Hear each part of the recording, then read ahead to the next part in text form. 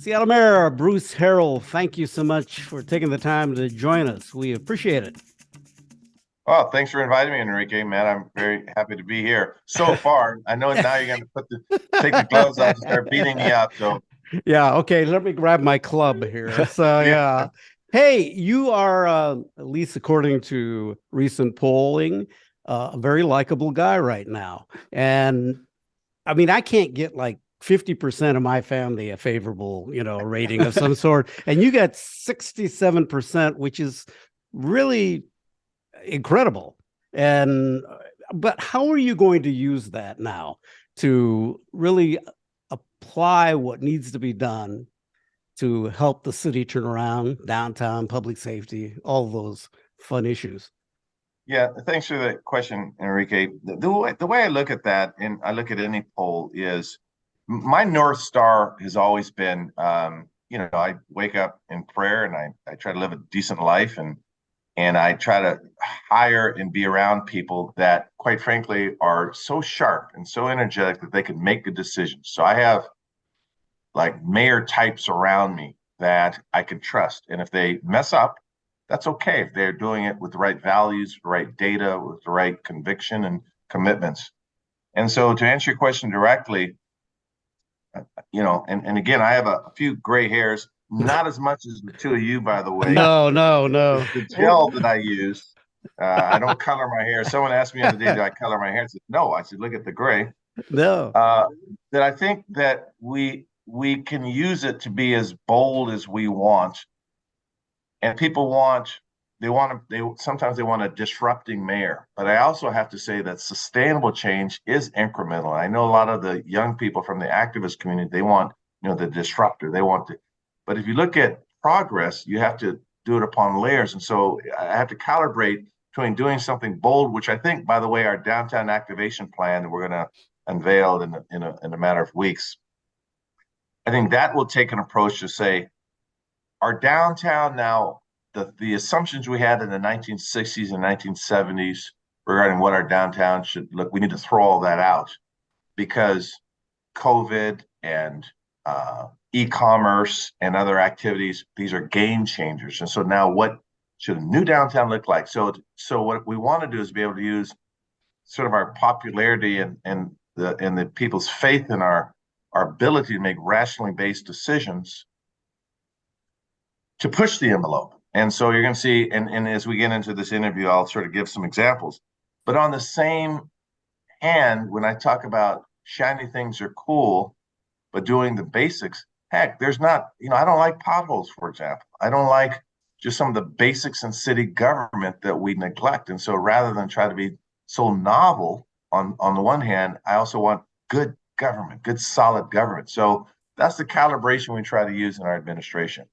So what is the, can I ask you about the activation plan? I know that you're working on this yet, but can you give us at least a little bit of a preview of some things that you're hoping to have in it? Sure, sure. I'll hum a few bars. And the reason why I'm not, let me also say um, why I'm a little coy. And that is because some of it presents as new legislation that will present to the council. And I have to meet with the council, and they don't meet. It's hard now with COVID and the out of office policies. So we're making sure they understand and they have at least a similar vision. So I have to make sure I have votes to do some of the changes on some of the zoning or land use issues downtown. Number one, and number two, I'm also requiring third parties. And I had dinner last night with some people that can write big checks to help with downtown activation strategies. And so I can't spend their money unless they're willing to do it. So that's really why we don't want to write a check that we can't cash, so to speak. Now, having said that, um, the visioning exercise I look at is when I walk downtown, number one, I want to see small businesses, minority-owned businesses. Everywhere there's plywood and there's an opportunity to activate. Can we have another coffee shop? Can we have outdoor seating? Can we have a stage for someone to sing or read poetry? Can we bring Pike Place Market carts out and sell roses or fruit in different areas of the downtown? Can we put furniture in certain areas? Can we light up the area and use illumination for public safety strategies? Can we have mental illness counselors and social counselors and people from the faith-based community walking around and having offices downtown such that our residents could come down and people could help those in need. Just activation. And so that's that's the ambiance we're trying to create. Where can we use video screens or TVs, or how can we activate certain areas? So that's sort of the flavor of what we're talking about. And sort of where we start and how we go about that are the details that we're working on. Yeah. One of the questions I had was, the Seattle mayor traditionally has not been, no one has had an exit strategy other than something that happened to them that popped them out of office. And so the incoming mayor always has some sort of mandate. And frankly, they walk into a shit show. So when you took office, what surprised you? Because, you were on the council for 12 years and then, so you understood governance and stuff, but was there anything that kind of like shocked you when you became mayor about what you had to really deal with? Plus you had a heck of a shit show to walk into, let's face it. That's a great question. And I didn't adopt this personality where I don't denigrate people or leaders publicly. I've never done that. I've ran many elections. I always, for me, positive energy is sustainable. And so when I start pointing the fingers like this, I just feel like I'm conceding power to the person that caused something. So that's just always been my MO in life. So having said that, let me point the finger. No, I'm just kidding. Pointed at Matt. Yeah. The first. Well, here's the good news. Here's the best surprise. No one turns down a meeting. I didn't realize that. I could call the most important person in the whether they're an entertainer or a CEO or the janitor or a teacher or a nurse. No one turns down meetings. That's the biggest good surprise. But on the negative side, the lack of internal systems here at the city. I thought I could just make a call and get something done, often issues require several departments working together. So I figured there were interdepartmental teams or internal systems by which we could efficiently get things done. And quite honestly, I realized for the first 5-6 months, I had to build internal systems of communications. And then I looked at the structure on what mayors previously in this position who sat in this chair have used. I looked at what this organizational structure of other mayors in different cities. And I realized, number one, it's never done the same. But number two, from an organizational model standpoint, I don't think with 30 plus departments and 40 plus departments and offices, I don't think having a very vertical structure is the most effective way to go about it. In other words, how can I have one deputy mayor be in charge of 20 departments, right? To the level that I need control and influence and outcome driven leadership. So I had to develop. I spent several months developing systems and getting the right people in place with the right skill sets, the right culture, the right interpersonal skills. And there was just, quite frankly, nothing here. It was just I was starting from scratch to a large part. So that was probably the biggest thing. And a specific example would be when my administration decided we had to refund, $4.5–5 million worth of parking tickets. That was a result of the city moving the parking enforcement officers from the police department to the Seattle Department of Transportation, SDOT. For whatever reason they did that, I moved them back in last year through legislation, but that resulted in us issuing $5 million worth of uncommissioned and non-commissioned tickets, invalid tickets. So when I walk into a situation like that, I'm thinking, didn't someone say to someone else, hey, you got to commission those folks for them to write tickets? You'd think out of 12, 14,000 employees, someone has said, hey, by the way, you got to. So it was that kind of lack of systems that we inherited, but we just plowed through. We didn't blame anyone, and we just keep moving forward. I want to follow up on what Matt asked you, and that is that if you look back in past mayors, Greg Nichols, he ran into a snowstorm and didn't handle it well. Jenny Durkin seemed to be doing okay, even handling COVID well. and then Black Lives Matter and the protests and the fallout from that, Chaz and Chop. How do you prepare, or can you at all, for this unpredictable things that just, I mean, of course, no one would expect COVID to hit us the way it did, but so that you can actually react to that so it doesn't put a big barrier in what you're trying to get done? Yeah, Enrique, that's a good question. So, every single day, when I talk to my executive team, I say there are a lot of negatives. Proving a negative is a hard thing to do, and what I mean by that is there's a lot of non-events that are occurring right now. That's a result of our hard work being out there in the community, trying to talk. People want to argue, then we listen. And so a lot of, I don't want to say the calmness, because there's still a lot of drama in the city, and in every major city, there's a lot of drama in our country. A lot of the pulse of the city, if you will, is a result of us working, quite frankly, 7 days a week. I mean, we try to go everywhere. We try to, and not just me, I'm talking about my whole team, that I say we are the ambassadors of the city. My administration has to reflect. We have to, quite frankly, work harder. And I tell particularly people of color, I says, we are scrutinized in a way that we've never had the privilege of being mediocre. We have to be better than most. And I said, and so that's okay. I said, no one said life is fair. So we move forward, and I said, let's just outwork everyone. I say that all the time. Let's out hustle everybody. So when the big event comes, or an event comes, we look at the systems.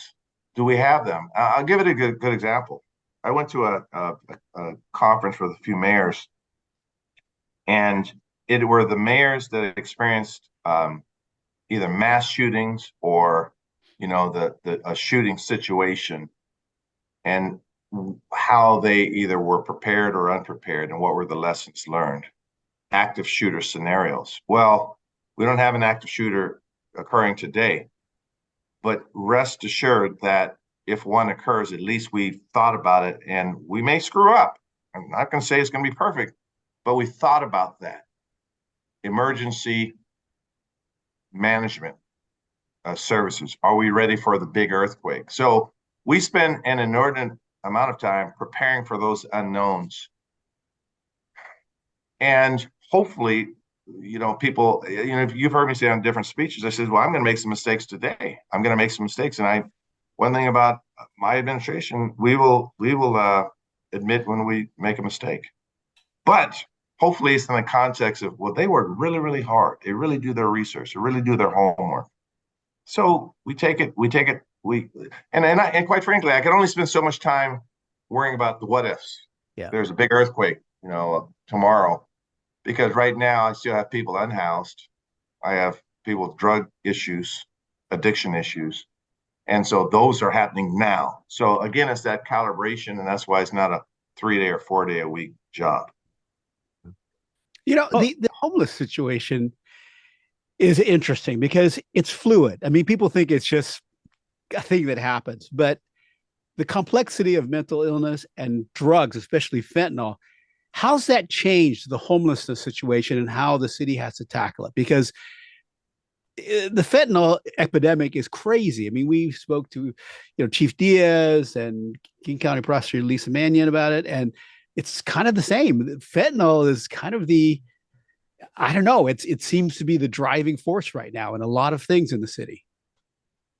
Yeah, Matt, it's the math has changed. And by that, I simply mean the numbers are staggering when you look at the amount of fentanyl that is poured into our communities. In the 1970s, when you saw a lot of drugs intentionally infiltrating urban and African American and other people of color markets, it's remnant of that. Now it knows no color, knows no socioeconomic level. They're being poured in, and the math is bad. And so I get blamed for a lot because people walk around and they want the police to arrest people that are having drug addiction issues when they walk around downtown or parts of Chinatown International District and other areas of the city. Under Blake, there are restrictions that I can't do, number one, but number two, I wouldn't want to do that anyway. These people need help.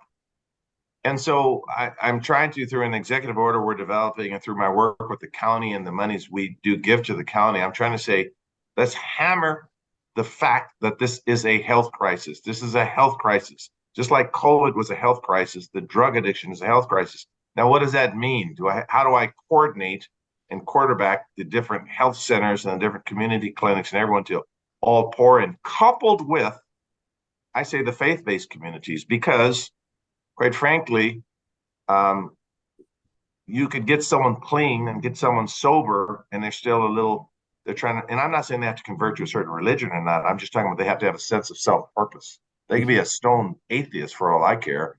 That's not the point. The point is that they have to have a sense of self-purpose, because every child grows up having one. You go to look at these children in school and they're filled with energy and life and a sense of, I'm going to be somebody someday. So what communities could help me restore that in addition to the addiction problem? And quite frankly, I need the county to help step up. I really do. And so I'm looking at my partnerships as a city versus the county and the state. How do I tighten that up to get better at delivery system? Yeah. I mean, there's one thing you said years and years ago when you were on the city council that really resonated with me. We were at a meeting and you said, it's not a crime to be poor. You can't criminalize poverty, but people of color know that, right? They know that. They know what it's like to be poor. But there's a real privileged class in Seattle that somehow thinks that being poor is a crime when it affects them.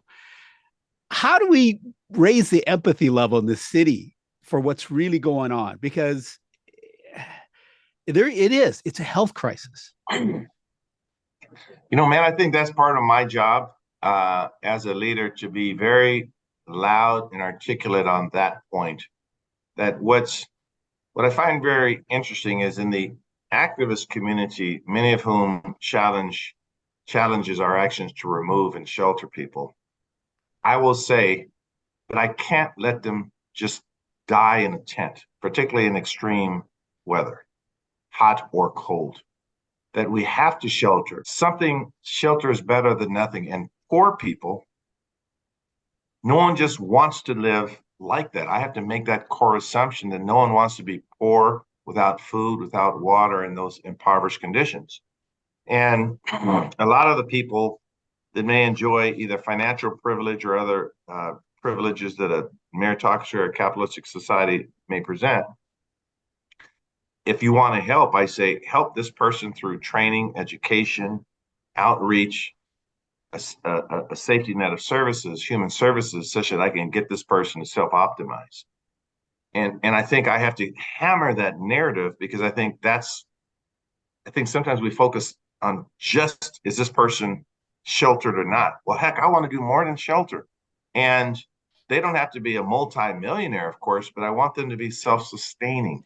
And so through our pre-K work, through our high school, our promise, the work we're doing for our 13th year, getting kids into college for free tuition, the monies I help companies raise for scholarship opportunities, all of the work we're doing feeds into this notion that some of these young folks, and even middle-aged people, they just need a little help. Finances is one of the main impediments towards someone's education, and informal education and training as well. I tell folks that if you don't want to go to four-year school, there's so many other opportunities as well. Certification programs, manufacturing jobs, good port, longshoreman jobs. There's a lot of jobs out there for people to realize. But I have to keep saying that over and over and over. That's why many of our families migrated here to Seattle and to this country, is for economic opportunity. Let's not lose sight of that fact. Yeah. I want to talk a little bit about what I see as an optics problem for the city. I have relatives that live in central and eastern Washington. They come over here, and then there's always this concern about Seattle and what they see. I think in the polling, it actually showed that a lot of people here even feel the city is kind of on the wrong track. How we've got an optics problem. It's not only just the city and what you see downtown and those types of things, but even leftover from the Seattle City Council and the funding effort. Can you talk a bit about that and how we change it and better our brand? Sure. I think we can improve on optics, but I don't know, Enrique, if it's as bad as your question sort of suggests. And the only reason I say that is when you look at, for example, the convention centers, the new Seattle Convention Center that we did, that's a $2 billion project. We broke ground yesterday for a storm practice facility, first of its kind in the nation. There's some great activities here that are occurring. We look at what's happening at the waterfront, a multi-billion-dollar opportunity to open up small businesses, park land, open spaces, green spaces. We look at the new opportunities that present for small and minority-owned businesses downtown. I think that actually the narrative is shifting. Now, maybe I'm just preaching to the choir of people that like what I'm saying.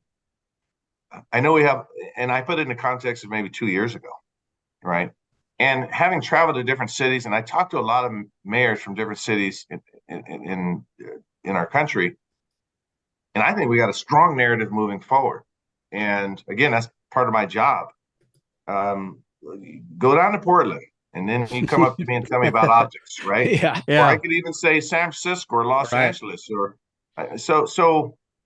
and quite frankly, coming out of COVID and with the weather changing and with the things we're going to try to do downtown, I feel pretty confident that, it can't be done overnight, but I think people feel as though, and quite honestly, the city council races are going to be interesting because, they take a lot of hits. I took a lot of hits when I was on the council too, but I do think that these new crop of candidates, they're looking for people that get build hope, build hope, build hope. And when I talk to a lot of the folks running, and whether I agree with their politics or they agree with mine or not, that to me is not the issue.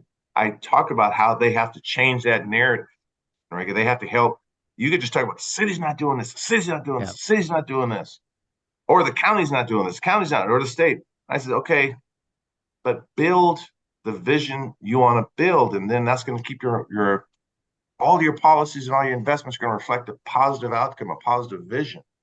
And so I'm hoping that on this new wave of council, they can help change that narrative, Enrique. And that's why I try to keep a positive relationship with them. Yeah. And I'm not saying that, the growth that we've seen that, I mean, I was down there today, and it amazes me how much, the convention center area, how that has changed, those types of things. It just seems like if you watch local news, as somebody who used to work in it and that, and Matt and I talked about this with the police chief, you would think that the world is coming to an end almost, and that is a tough thing to overcome. That's all I'm saying. No, and I agree with that. And it's sort of funny when I watch the news, I go to different stations to see. And I don't know if this is a question, a rhetorical question is, it seems one bad story after another now. And was the news always that way? And literally it's like one shooting, one robbery, another shooting, another bad thing, another fire. And I just never remember it being that way. And maybe it was always that way, and I was just a young teenager and I wasn't paying attention to it. But as I'm not a teenager anymore, it resonates. And so when I talk, it's true though, because the news industry has gone through a cycle too, where they don't have enough manpower. So those stories are easy to tell. Yeah. Fear-based information is easy. It gets people to react, but it doesn't do the discourse any good. I mean, there's a whole cottage industry of documenting the quote misery in Seattle, and people buy that. But generally, I think people that actually live in Seattle are much more optimistic. Yeah. I would have to say, as somebody that used to work daily news, is that news and crime is easy to cover because it happens. It's cheap to cover. It also, it hypes your viewers and all of that. Well, what was the tradition? We've always heard this. If it bleeds, it leads. Yeah, right. So there is a lot of that. And I do think that, I'm not saying those things don't happen and all of that, but it does. I think it is a bit of a disservice in the sense that it can give this image, a negative image that maybe goes too far. But then again, I'm not running a newsroom, so that's their prerogative to do that. So that's a challenge, though. No, and it's sort of funny because when I'm channel flipping, 5:36, 6:30 around that time, to the extent I'm ever around a TV, I'll see the police lights and everything, and then I'll see the story, and I say, "Oh shoot, not in Seattle, good. Oh, it's not in Seattle, good. It's in Olympia, good. It's in Tacoma, good." And then here comes the Seattle story, and then it's so what do we do about that? And number one is we have to, I always say I have to be a mayor that's not afraid to show the soft underbelly of a city. And when we have bad areas, I'm willing to go there and I'm willing to help. And I just need to convince the people here in Seattle that we're making the right policy decisions, the right investment decisions. When I recruit police officers, for example, I said yesterday when we asked for relief from the consent decree, we made some filings. I said, look, this is a journey. This is not a victory lap. I said, but I meet with our officers and I let the officers know what kind of officer that I want. I will look each officer in the eye and I'll shake his or her hand. And I says, look, this is what our administration is going to be about. I want you to protect communities that you learn to love.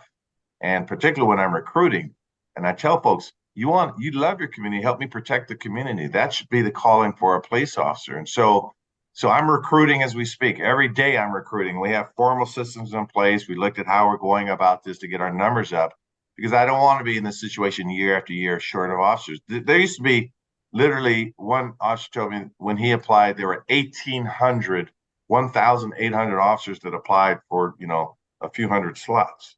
Those days are gone now.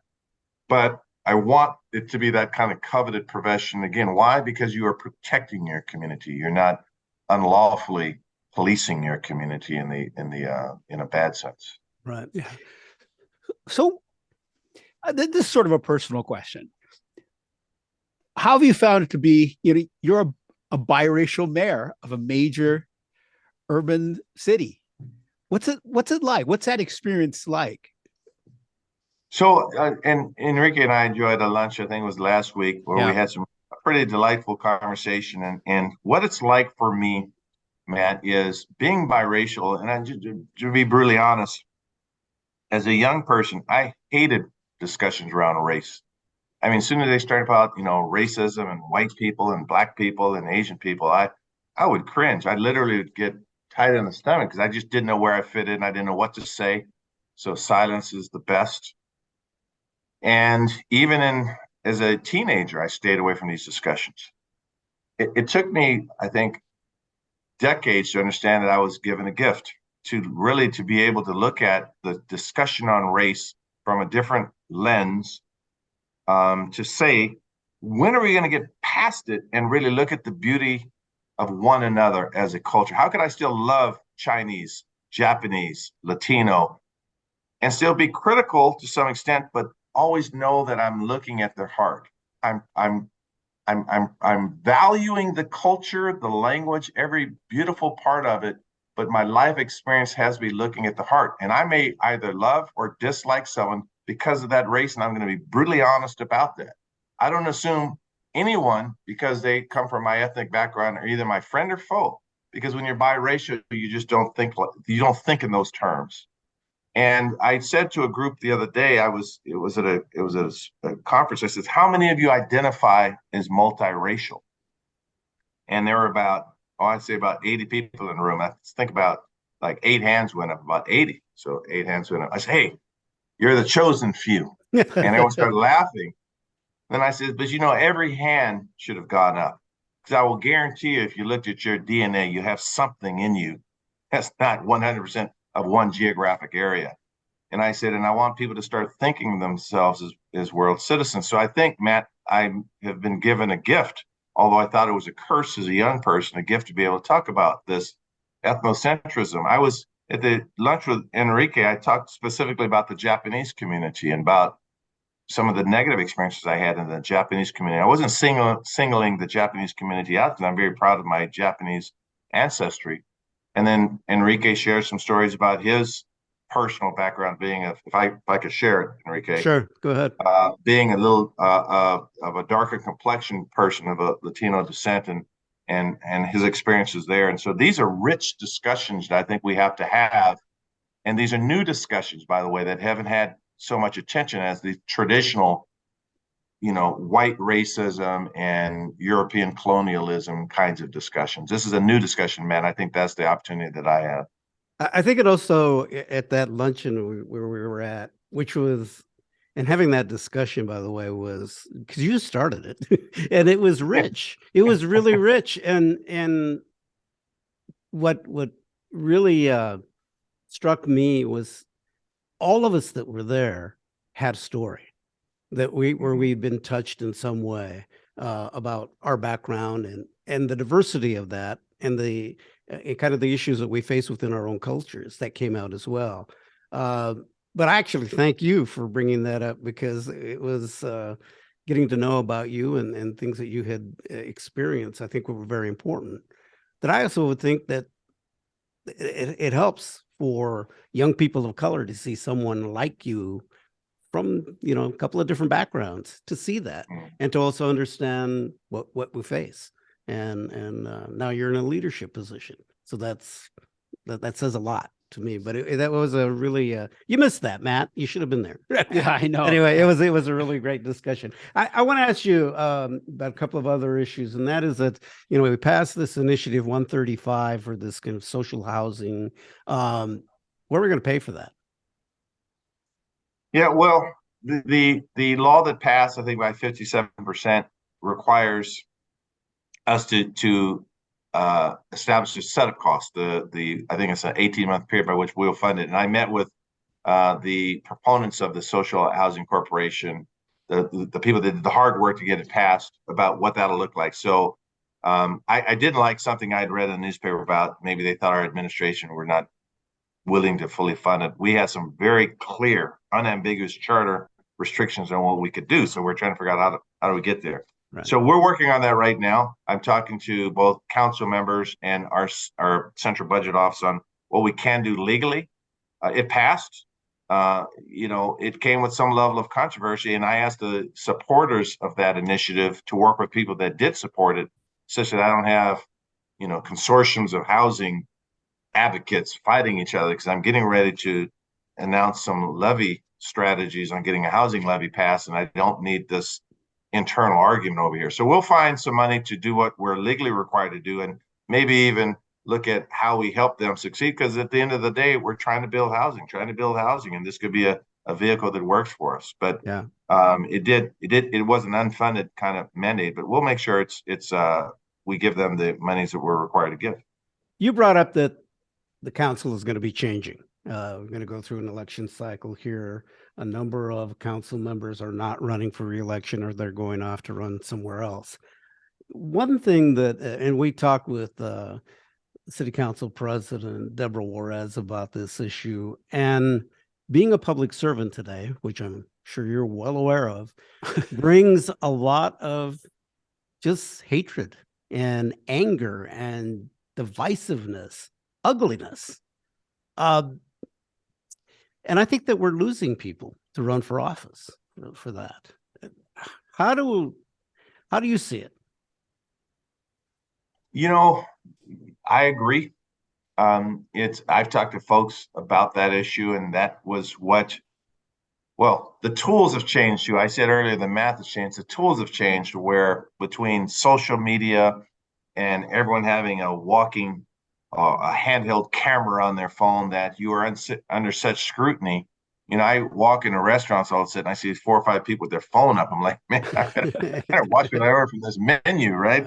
In fact, I'm not a drinker, but then I was at a dinner and some people were drinking. They put the big bottle of wine right in front of me, and then I started grabbing the bottle. Hey, this guy doesn't drink. Let's move this bottle.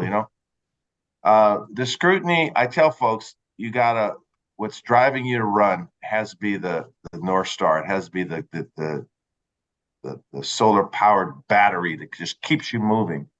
And the anger and the name calling, you just have to find internal strength to get past it.